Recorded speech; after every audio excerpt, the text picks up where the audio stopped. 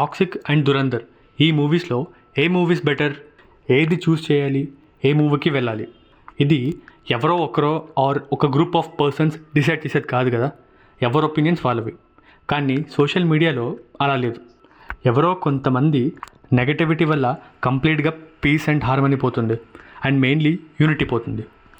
రెండు మంచి మూవీస్, మంచి యాక్టర్స్ అండ్ మంచి టీం మధ్య నెగటివిటీ క్రియేట్ అవుతుంది. ఇది అందరూ కాదు, జస్ట్ కొంతమంది మాత్రం. వాళ్ళు చేసే పని వల్ల చాలామంది ఇన్ఫ్లుయెన్స్ అయ్యి తెలియక ఆ ట్రాప్లో పడిపోతున్నారు.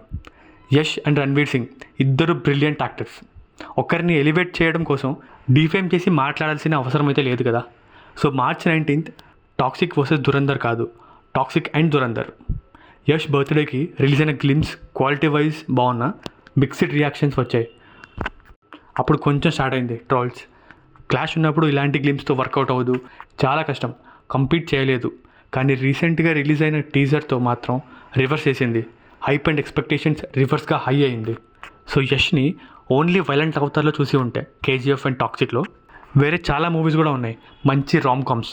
Example Jaanu, Googly, Mr and Mrs Ramachari, Rajahuli ఇలాంటివి. బట్ గూగ్లీ మాత్రం మస్ట్ వాచ్, చాలా మంచి మూవీ. యూట్యూబ్లో కూడా అవైలబుల్ ఉంది, డెఫినెట్లీ చూడాలి. అవును, టాక్సిక్ టీజర్ మీకు ఎలా అనిపించింది?